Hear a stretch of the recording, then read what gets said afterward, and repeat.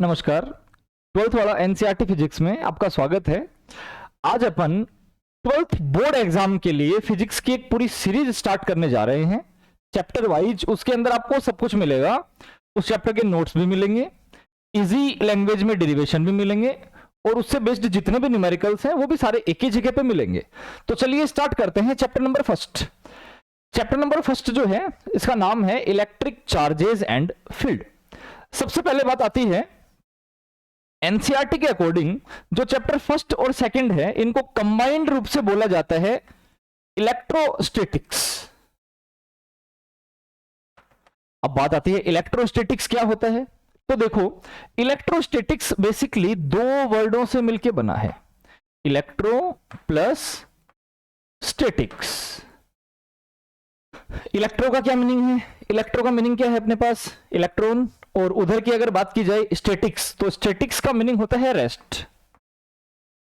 इसका मतलब अपने पास जो बेसिकली चार्जेस होते हैं रेस्ट के ऊपर, उनका जो स्टडी किया जाता है वो इलेक्ट्रोस्टैटिक में आता है। तो सिंपल सी बात है, फिजिक्स की एक ऐसी ब्रांच जो रेस्ट चार्जेस का स्टडी करती है या रेस्ट चार्जेस का डील करती है, उसको बोलते हैं इलेक्ट्रोस्टैटिक्स। क्लियर? उसके बाद आते हैं अपन चैप्टर पे। चैप्टर का नाम था इलेक्ट्रिक चार्जेस एंड फील्ड। सबसे पहले आया अपने पास इलेक्ट्रिक चार्ज। क्या होता है इलेक्ट्रिक चार्ज?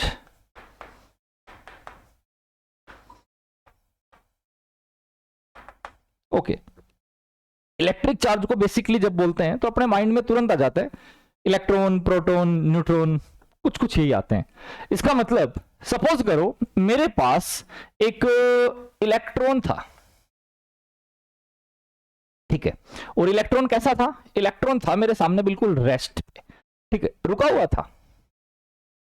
अब क्या होगा, ये अपने चारों तरफ एक खुद का फील्ड बनाएगा, और ये जो फील्ड बनता है इसको कहते हैं हम electric field.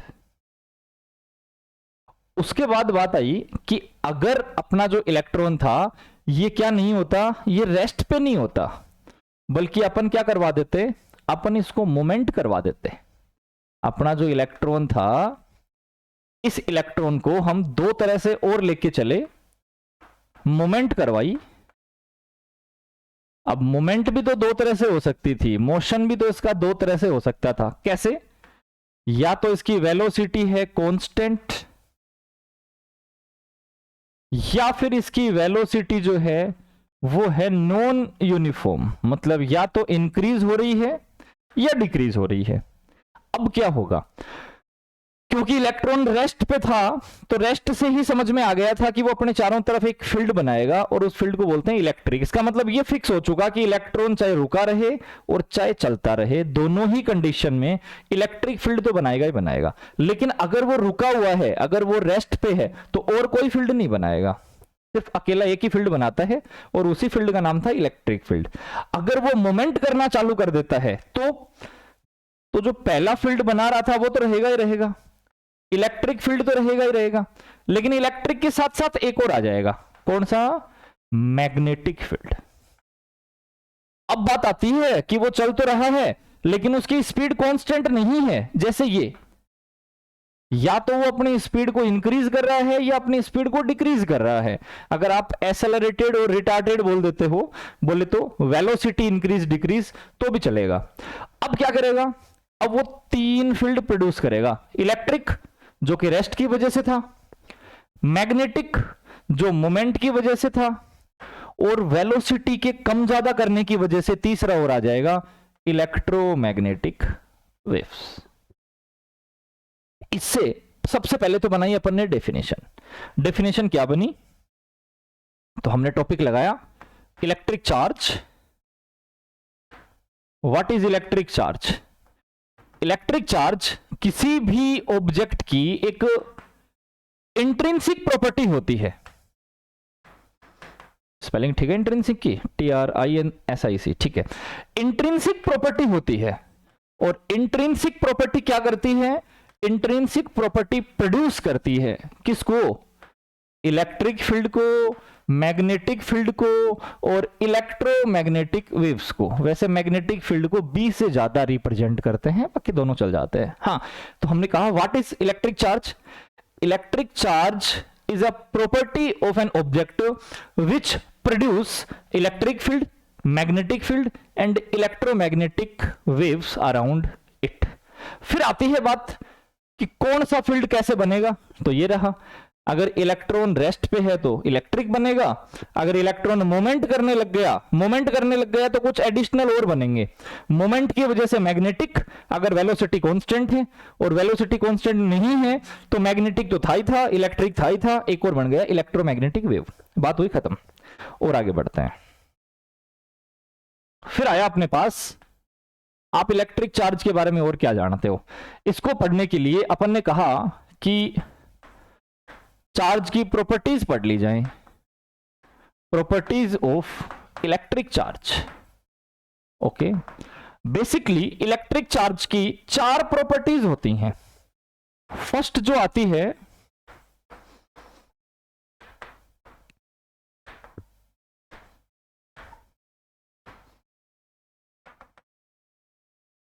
Quantization of charge. क्या कहता है ये?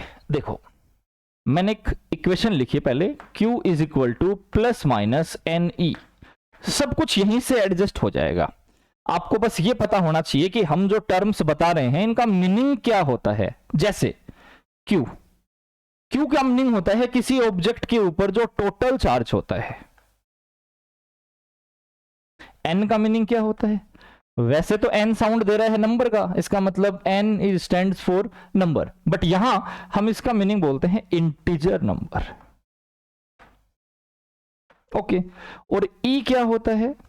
E होता है इलेक्ट्रॉन का चार्ज, बोले तो फंडामेंटल चार्ज। इससे छोटा चार्ज प्रोड्यूस नहीं किया जा सकता, तो मैंने कह दिया ये है फंडामेंटल चार्ज, और इसकी कुछ वैल्यू भी होती है 1.6 इंटू 10⁻⁻19 कूलम। हो गया यहां तक का? अच्छा, ओके, आगे देखते हैं। अब बात आती है कि हमारे पास इसको एक्सप्लेन कैसे किया जाए। तो बड़ी सिंपल सी डेफिनेशन बन सकती है। क्या? Total charge on an object, किसी ऑब्जेक्ट के ऊपर total charge is equal to integer, हो गया integer, multiplier of fundamental charge. किसी ऑब्जेक्ट के ऊपर जो टोटल चार्ज होता है वो फंडामेंटल चार्ज का क्या होता है? इंटीजर मल्टीप्लायर होता है। इंटीजर मल्टीप्लायर बोले तो इंटीजर नंबर कौन से होते हैं? 0 plus minus 1 plus minus 2 plus minus 3 चलते रहते हैं ये। इसका मतलब ये हुआ कि चार्ज की वैल्यू या तो 0 होगी, ठीक बात है। अगर किसी ऑब्जेक्ट के ऊपर इलेक्ट्रॉन और प्रोटॉन दोनों बेसिकली इक्वल हों तो हम ये कह सकते हैं कि वो न्यूट्रल था। न्यूट्रल का मतलब 0 चार्ज था। उसके अलावा क्या क्या हो सकता है? अगर मैं इलेक्ट्रॉन ज्यादा बताऊं तो प्लस ई हो सकता था, क्योंकि मैं 0 के बाद डायरेक्ट 1 ही रखूंगा। और अगर मैं इलेक्ट्रॉन नहीं, प्रोटॉन ज्यादा हो तो, इलेक्ट्रॉन ज्यादा हो तो माइनस ई हो सकता था। अगर मैं n की वैल्यू 2 रखूं तो प्लस 2e या फिर माइनस 2e, सिंपल सी बात। उसके बाद सीधा 3 पे आ जाऊंगा, या तो प्लस 3e या माइनस 3e। इसी तरह से आगे चलता रहेगा। लेकिन इनके बीच की रीडिंग रह गई। बीच की रीडिंग बोले तो 1 के बाद सीधा 2 आया है। अगर कोई कहे 1.5e तो क्या इस फॉर्मूले में यह चीज पॉसिबल है? नहीं है। क्यों नहीं है? क्योंकि इंटीजर नंबर तो 1 था, 1 के बाद सीधा 2 आया है, 1.5 का कोई ऑप्शन ही नहीं है। यही बात बताना चाहता है क्वांटाइजेशन ऑफ चार्ज। उसने क्या कहा? उसने कहा कि किसी भी ऑब्जेक्ट के ऊपर जो टोटल चार्ज होगा वो उसके फंडामेंटल चार्ज का क्या होगा? इंटीजर मल्टीपल होगा। बात खत्म। अब बात आती है कि पॉसिबल वैल्यू कौन सी तो हो सकती है और कौन सी नहीं हो सकती। तो ये तो हो सकती हैं, और जो फ्रैक्शन वगैरह में थी, जो डेसिमल वगैरह में है, वो नहीं है। जैसे 0.1 नहीं हो सकती, 0.8 नहीं हो सकती, 9/2e देखा जाए तो ये कितनी वैल्यू है? ये 4.5e है, जो पॉसिबल नहीं है। अच्छा, इसके साथ अपन 2 छोटे छोटे क्वेश्चंस भी कर लेते हैं। सबसे पहले आता है क्वेश्चन नंबर 1, 2 नहीं, ज्यादा हो जाएंगे यहां से। क्वेश्चन नंबर 1, हमें कहा गया कि which of the following charge is not possible, इनमें से कौन सा चार्ज पॉसिबल नहीं है बताना। हमें रीडिंग कुछ इस तरह से मिली। पहली रीडिंग मिली 1.6 इंटू 10⁻⁻19 कूलाम। दूसरा मिला 1.6 इंटू 10⁻⁻20 कूलाम। तीसरा मिला 1.6 इंटू 10⁻⁻18 कूलाम। और फोर्थ मिला 0। विचार करो कौन सा नहीं हो सकता। सिंपल सा तरीका, इसको सोचने के लिए अपने को यह पता करना पड़ेगा कि चार्ज होता है या नहीं होता, इसके लिए फॉर्मूला कौन सा यूज में लेना है। तो इसके लिए जो फॉर्मूला यूज में लेना था वो लेना था Q is equal to n. अच्छा, सबसे पहले मैंने क्या किया, E की वैल्यू देखी। E की वैल्यू कितनी होती है 1.6 इंटू 10⁻⁻19 कूलम। यहां से अगर मैं n की जगह 1 रख दूं, सबसे पहले n की जगह वैल्यू 1 पुट करो, तो 1 इंटू 1.6 इंटू -19 कूलम, ये रीडिंग तो पॉसिबल है। इसने कहा कौन सी पॉसिबल नहीं है, इसका मतलब ये ऑप्शन तो हो नहीं सकता क्योंकि ये तो पॉसिबल है, और वो कौन सी नहीं है ये पूछ रहा था। अच्छा, अब आती है बात -18 कैसे बने। अगर मैं n की जगह पे 10 रख दूं तो इस वैल्यू को आगे सोल्व करके देखो जरा, 10 का पावर 1 और 10 का पावर -19, नेक्स्ट लाइन में क्या आएगा -18 ही आएगा। 1.6 इंटू 10 का पावर -18 कैसे आया, n की जगह 10 रख दिया, इसका मतलब माइनस ये भी पॉसिबल है और ये भी पॉसिबल है। अब आती है बात -19 को 20 कैसे बनाऊं। अगर मुझे 20 बनाना है तो n की वैल्यू कितनी रखनी पड़ेगी, जरा विचार करो। n की वैल्यू मुझे 1/10 रखनी पड़ेगी 20 बनाना है तो। क्यों, क्योंकि मैं जैसे ही 1/10 रखूंगा अगली लाइन में ये 10 आ जाएगा ऊपर, और ऊपर आएगा तो 10 का पावर -1 बनेगा। लेकिन क्या मैं 1/10 रख सकता हूं, नहीं रख सकता, ये तो इंटीजर नंबर ही नहीं है। तो फिर सिंपल सी बात थी कि ये पॉसिबल नहीं है। ध्यान यहां भी जाता है सीधा, 0 तो पॉसिबल है भाई, थोड़ा ध्यान रखोगे आप, है ना। इसका मतलब पॉसिबल नहीं है -20। हाँ, एक एक ऑप्शन अगर और दे दूं, खुद विचार करो तो 10 का पावर -17 पॉसिबल नहीं है या -20 पॉसिबल नहीं है। तो फिर से वही बात आ जाएगी, 20 तो है, 22 ले लो, 22 पॉसिबल नहीं है। तो सिंपल सी बात थी, -19 है, अगर मैं इसको 17 बनाना चाहूं तो 100 से मल्टीप्लाई कर दूं, तो -19 से छोटा पावर तो सारे पॉसिबल हैं। -18 भी पॉसिबल है, 17 भी पॉसिबल है, 16, 15, 14, 13 सारे पॉसिबल हैं। बट अगर बात चलती है इसके ऊपर तो -20 के लिए 10 का डिवाइड करना पड़ा, -21 के लिए 100 का करना पड़ेगा, -22 के लिए 1000 का करना पड़ेगा। तो इसका मतलब इससे ऊपर की तरफ जो पावर जाएंगी वो सारी की सारी पॉसिबल नहीं है। फर्स्ट। फिर देखो क्वेश्चन नंबर 2। इस तरह का क्वेश्चन बोर्ड में काफी बार पूछता है। Calculate the number of electrons present in 1 coulomb charge. 1 coulomb charge में कितने इलेक्ट्रॉन्स प्रेजेंट होते हैं बताइए। अब वही बात आ गई अपने पास, नंबर ऑफ इलेक्ट्रॉन पूछ रहा है, चार्ज दे रखा था, तो चार्ज के साथ अगर नंबर चाहिए तो एक ही फॉर्मूला है अपने पास, तो Q is equal to n e. Calculate number, इसका मतलब नंबर तो पूछे हैं। E की वैल्यू पहले से फिक्स होती है 1.6 इंटू 10⁻⁻19। रही बात Q फॉर चार्ज, और चार्ज कितना है 1, तो n की वैल्यू कितनी आ गई 1/1.6 इंटू 10⁻⁻19। डिवाइड करो, आंसर निकालो। वैसे देखो अगर डिवाइड करना हो 1 में 1.6 का तो कितना आएगा। सबसे पहले अगर अपन देखें तो ये आता है 0.166 शायद। उसके बाद कितने बचे 4, 16 2 जा 32, 8 5 जा। ये तो आ गया 1 में 1.6 का डिवाइड, और 10 की पावर जो नीचे है -19 वो ऊपर चली जाएगी तो +19। ओके एक पावर अगर इधर लेके आना चाहो तो 6.25 इंटू 10⁻18 इतने इलेक्ट्रॉन होंगे 1 कूलाम में। बात खत्म। Last question,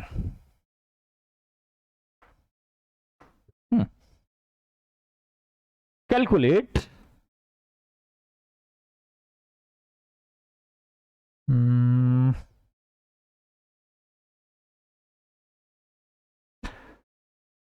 electron find out किए थे, चलो चार्ज फाइंड आउट करना है, ठीक है। Calculate the value of charge in 100 electrons. अगर अपने पास इलेक्ट्रॉन हो 100 तो चार्ज कितना होगा बताइए। देखो सबसे पहले कंफ्यूज मत होना कि सर ये वैल्यू किसकी दे रखी है, क्यू की, एन की या ई की। ई तो फिक्स है, ई तो कोई दे ही नहीं सकता। ई की वैल्यू तो 1.6 इंटू 10⁻⁻19 गुलामी होता है। इसका मतलब या तो मेरे को नंबर देगा या मेरे को चार्ज देगा। अब फिलहाल जब मैंने यहां देखा तो मेरे पास कहीं भी क्या नहीं है, गुलाम नहीं लिखा हुआ। इसका मतलब चार्ज तो ये है नहीं, तो ये नंबर ही है। ऐसे भी समझ सकते हो, calculate the value of charge, इसका मतलब चार्ज तो पूछा है। और चार्ज का फॉर्मूला क्या होता था, Q is equal to NE। Number कितने दे रखे हैं, वो रहे 100 नंबर ऑफ इलेक्ट्रॉन, और E की वैल्यू फिक्स होती है 1.6 इंटू 10⁻⁻19 कूलाम। तो फिर अपने पास Q की वैल्यू कितनी आ जाएगी, 1.6 इंटू 10⁻⁻17 कूलाम। ये कुछ ऐसे यूज में लेते हैं अपन क्वांटाइजेशन ऑफ चार्ज को। आसान था। लास्ट में 2 से 3 मिनट में क्विक रिव्यू वापस आएगा, तो लास्ट तक वीडियो को जरूर देख लेना। उसके बाद आता है सेकंड प्रॉपर्टी। क्वांटाइजेशन चार्ज तो हो गया, सेकंड आता है अपने पास कौन सा लें, पहले कंजर्वेशन ले लेते हैं। Conservation of charge, conservation of charge से तो सीधा मेरे को कंजर्वेशन ऑफ एनर्जी याद आती है, 7th क्लास से लगे हुए हैं रटने में। Energy can neither be created nor be destroyed, it can only transferred from one object to another object या one form to another form. इसका मतलब एक फॉर्म से दूसरे फॉर्म में भेज सकता हूं मैं एनर्जी को, लेकिन ना तो प्रोड्यूस कर सकता ना डिस्ट्रॉय कर सकता। सेम बात चार्ज में। तो मैं क्या लिख सकता हूं, मैं लिख सकता हूं कि according to this charge can neither be created nor be destroyed, it can only transferred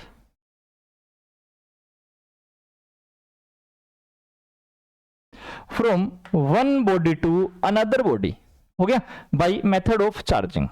charge को ना तो मैं क्रिएट कर सकता ना मैं डिस्ट्रॉय कर सकता, इसको सिर्फ एक ऑब्जेक्ट से दूसरे ऑब्जेक्ट तक भेज सकता हूं। उसके बाद आती है बात एग्जांपल्स की।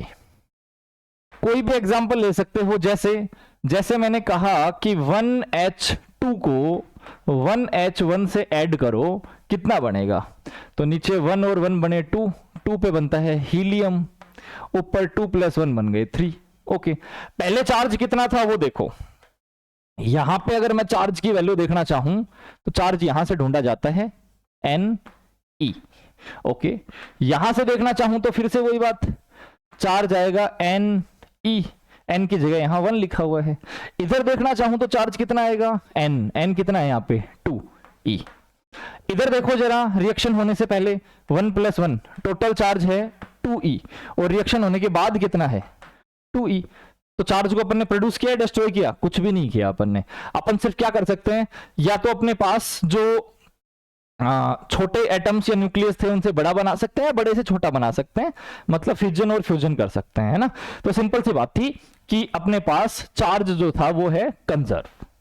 फिर आता है अपने पास प्रॉपर्टी नंबर 3।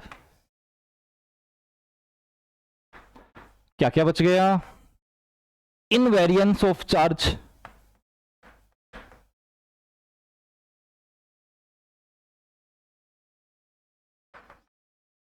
क्या मतलब है, मतलब है कि बोर्ड पे बनाते हैं, ऐसे समझ में नहीं आएगा। मानो ये मेरे पास एक रेस्ट चार्ज था 5 कूलाम का, हो गया, रेस्ट पे है ये, एक और लेता हूं, ये मेरे पास फिर से 5 कूलम का चार्ज है, बट ये मूवमेंट कर रहा है 100 मीटर पर सेकंड से। आफ्टर 2 मिनट, 2 मिनट के बाद में ये किसी जगह पे पहुंच गया। अब बताओ इसकी वैल्यू कितनी होगी? तो चार्ज जो होता है उसकी वैल्यू कभी भी स्पीड या वेलोसिटी पे डिपेंड नहीं करती। इसी को बोलते हैं इनवेरिएंस। वेरी करना, वेरी का मतलब क्या होता है? चेंज करना, और इन का मतलब नहीं करना। तो सिंपल सी बात थी कि चार्ज जो है उसकी वैल्यू कभी भी उसकी वेलोसिटी पे डिपेंड नहीं करती। इसी को बोलते हैं इनवेरिएंस ऑफ चार्ज। और फिर आता है इसका नंबर 4, चौथा प्रॉपर्टी, एडिटिविटी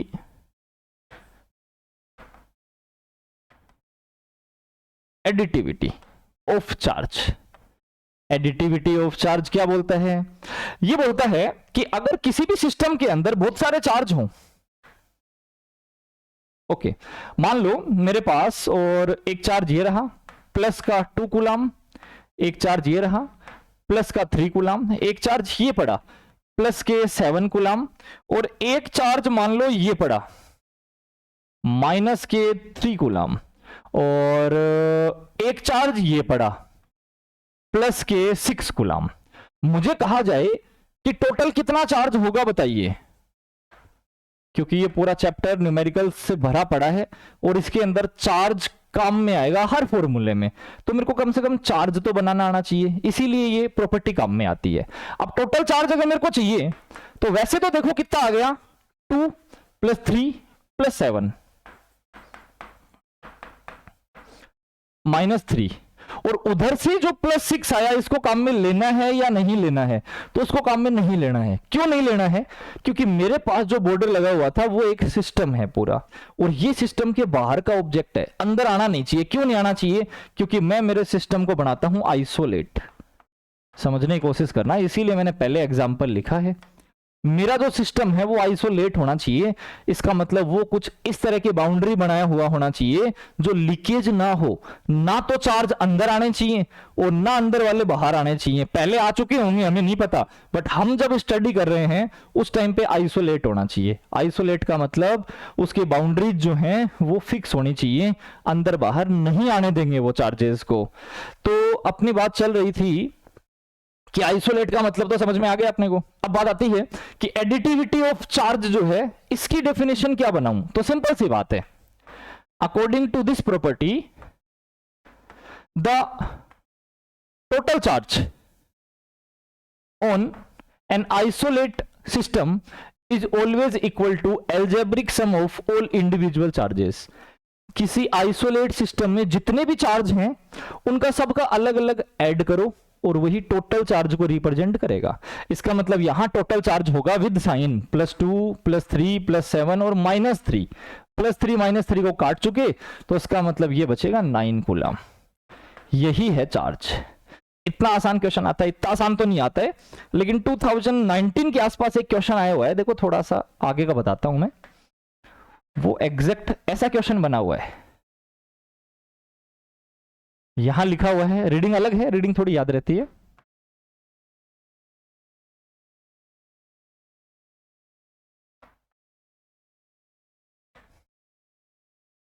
और ये जो कॉमन पार्ट है ना, इसमें भी चार्ज था।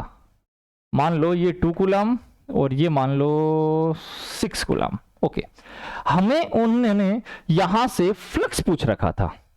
फ्लक्स का फॉर्मूला अभी आपको नहीं पता, फॉर्मूला मैं बताता हूं, sigma Q upon epsilon not. Epsilon भी नहीं बढ़ता, लेकिन सिग्मा क्यू तो यही है। मैंने भी तो यही कहा था आपको कि किसी भी सिस्टम के अंदर जो टोटल चार्ज होगा, टोटल चार्ज, वो वहां पे इंडिविजुअल जितने भी चार्ज हैं उन सबका वेक्टर एडिशन, वेक्टर तो नहीं होना, स्केलर ही होगा, स्केलर एडिशन होगा, मतलब विद साइन होगा। सिंपल सी बात। हाँ, तो हमने कहा कि यहां पे ये जो डार्क पोर्शन है ना, इसका फ्लक्स पूछ रखा था। तो सिंपल सी बात है, total charge upon epsilon not. ये चार्ज मुझे नहीं चाहिए, वो चार्ज भी मुझे नहीं चाहिए। मुझे कौन सा हिस्सा चाहिए? मुझे चाहिए ये डार्क वाला। और डार्क वाले में कितना चार्ज है? 2 कूलम + 6 कूलम। तो इसका मतलब टोटल चार्ज कितना हो जाएगा? 2 + 6। और अपॉन में पड़ा है एप्सिलॉन नोट। एप्सिलॉन नोट बाद में देखते हैं क्या होता है, अभी तक इतना ही हो गया। ठीक है, इसका मतलब यहां तक अपने 2 टॉपिक कंप्लीट हो चुके हैं। कौन से एक बार थोड़ा सा क्विक सुन लो और फिर पहुंच जाते हैं अपन नेक्स्ट टॉपिक के ऊपर। सबसे पहले अपन ने कहा कि अपनी 12th फिजिक्स के अंदर जो चैप्टर नंबर 1 है और जो चैप्टर नंबर 2 है, इन दोनों के अंदर स्टडी होगी किसकी? रेस्ट चार्ज की। इसका मतलब मैं इन दोनों को मिक्स करके क्या कह सकता हूं कि ये दोनों फिजिक्स के कौन से पोर्शन में आते हैं? इलेक्ट्रोस्टैटिक्स में आते हैं। अब बात आती है इलेक्ट्रोस्टैटिक्स क्या होती है।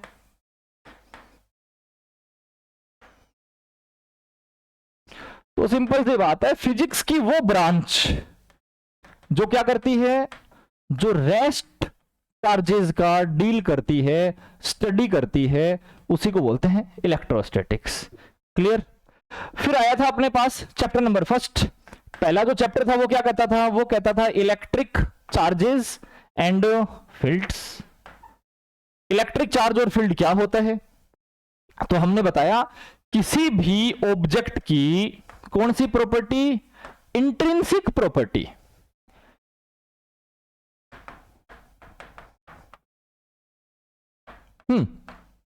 इंट्रिंसिक प्रॉपर्टी क्या करती है? इसके चारों तरफ कुछ फील्ड प्रोड्यूस करती है। कौन से? या तो इलेक्ट्रिक या मैग्नेटिक या इलेक्ट्रोमैग्नेटिक वेव्स। उसी प्रॉपर्टी को कहते हैं इलेक्ट्रिक चार्ज। बात खत्म। उसके बाद आता है इलेक्ट्रिक चार्ज की प्रॉपर्टीज। इलेक्ट्रिक चार्ज की क्या क्या प्रॉपर्टी होती हैं? तो बेसिकली इलेक्ट्रिक चार्ज की 4 प्रॉपर्टीज होती हैं। इतनी देर से हमने जो रामायण सुनी उसको शॉर्टकट में देखते हैं। सबसे पहले इलेक्ट्रिक चार्ज की प्रॉपर्टी नंबर 1 कौन सी थी? Quantization of charge. Quantization of charge क्या कहता है? क्वांटाइजेशन ऑफ चार्ज कहता है कि Q is equal to plus minus NE। इसका मतलब किसी भी ऑब्जेक्ट के ऊपर जो टोटल चार्ज होता है वो उसके फंडामेंटल चार्ज का n टाइम मल्टीपल होता है। बात खत्म। और n मतलब इंटीजर। तो मैंने कहा total charge on an object is always in integer multiplier of fundamental charge। Fundamental की वैल्यू कितनी होती है? फंडामेंटल की वैल्यू होती है 1.6 इंटू 10⁻⁻19 कूलम। फिर आया था अपने पास इसका प्रॉपर्टी नंबर 2। सेकंड प्रॉपर्टी कौन सी थी? कंजर्वेशन। ये क्या कहता है? ये कहता है कि चार्ज को ना तो प्रोड्यूस कर सकता ना डिस्ट्रॉय कर सकता। क्या कर सकता हूं? एक फॉर्म से दूसरे फॉर्म में या एक ऑब्जेक्ट से दूसरे ऑब्जेक्ट में ट्रांसफर कर सकता हूं। बात हुई खत्म। ट्रांसफर कैसे कर सकते हैं अपन? तो सिंपल सी बात थी, जैसे 1H1 प्लस 1H2 आगे जाके 2He3। इसके अंदर पहले देखा जाए तो 1E और 1E और बाद में चार्ज कितना है? 2E। देखा जाए तो चार्ज जो है वो प्रोड्यूस और डिस्ट्रॉय हुआ ही नहीं है, सिर्फ फॉर्म्स चेंज हुई हैं। अच्छा, थर्ड प्रॉपर्टी क्या थी? इनवेरियंस। इनवेरियंस ऑफ चार्ज क्या होता है? चार्ज की वैल्यू वेलोसिटी पे डिपेंड नहीं करती। चाहे वेलोसिटी कम हो, चाहे ज्यादा हो, चाहे चार्ज रेस्ट पे हो, उसकी वैल्यू जितनी थी उतनी ही रहेगी। और फोर्थ पार्ट क्या होता है? तो फोर्थ पार्ट कहता है एडिटिविटी। एडिटिविटी क्या बोलता है? एडिटिविटी क्या बोलता है कि मानो मेरे पास एक आइसोलेट सिस्टम है। सर स्पेयर क्यों नहीं बनाए? थोड़ा थोड़ा यूं क्यों बनाते हैं? आइसोलेट बेसिकली ऐसे ही बनाया जाता है ना। स्पेयर बना दोगे तो वैसे कोई गलत नहीं कर सकता। मानो उसके अंदर 3 चार्ज पड़े थे। Q1 पड़ा था, एक Q2 पड़ा था और एक माइनस का Q3 पड़ा था। तो यहां पे टोटल चार्ज कितना आएगा? इन सब का ऐड कर दो। वेक्टर या स्केलर? वेक्टर क्वांटिटी होती नहीं है तो स्केलर ही आएगा। तो ये Q1 plus Q2 minus Q3। बात खत्म। अब आती है बात चार्ज के बारे में। क्या पता आपको कि ये वेक्टर होता है या स्केलर? देख भी लेते हैं थोड़ा सा। चार्ज के बारे में और क्या क्या जानते हो? सबसे पहले चार्ज के फॉर्मूले। चार्ज के कितने फॉर्मूले आ गए? 2 आ गए।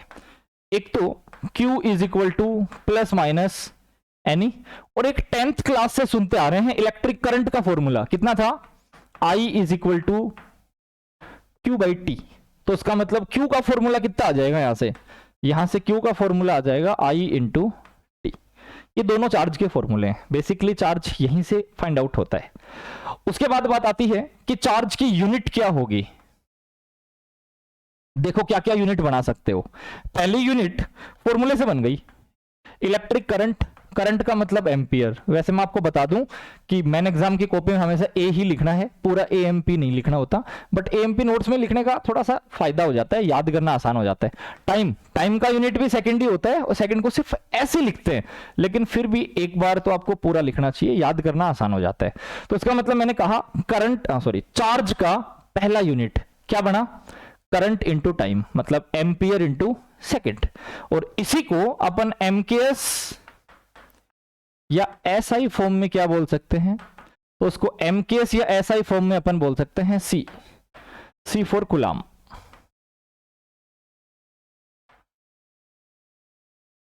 हो गया, ये कूलाम होता है।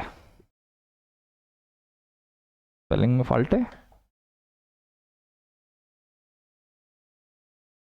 ठीक है। और आगे बढ़े तो अपने पास आया इसका सीजीएस फॉर्म।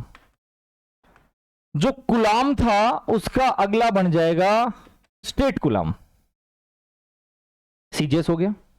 नेक्स्ट चले इसका ईएमयू। ईएमयू क्या होता है, इलेक्ट्रोमैग्नेटिक यूनिट, वो होती है एब कूलाम। हो गया, ऐसा unit coulomb, CGS state coulomb, EMU एब कूलाम। उसके बाद चार्ज के कुछ और भी यूनिट्स बच गए, सबसे छोटा और सबसे बड़ा। तो स्मॉलेस्ट जो यूनिट होती है वो तो होती है फ्रैंकलिन। और फ्रैंकलिन क्यों होती है, क्योंकि एक साइंटिस्ट था फ्रैंकलिन नाम से, उन्होंने इसको डिस्कवर किया था। और एक होता है इसका लार्जेस्ट यूनिट। लार्जेस्ट क्या होता है इसका लार्जेस्ट यूनिट होता है फैराडे। इसको कभी भी कैपिटल एफ से रिप्रेजेंट करने की कोशिश मत करना, वो फैराड कुछ अलग वैल्यू होती है। हो गया, चार्ज के बेसिकली अगर कोई कहे कि डेराइव्ड यूनिट बताओ, तो डेराइव्ड कहां से आई, डेराइव्ड आई यहां से, I is equal to Q upon T, तो Q is equal to I T. I का मतलब एम्पियर, टी का मतलब सेकेंड।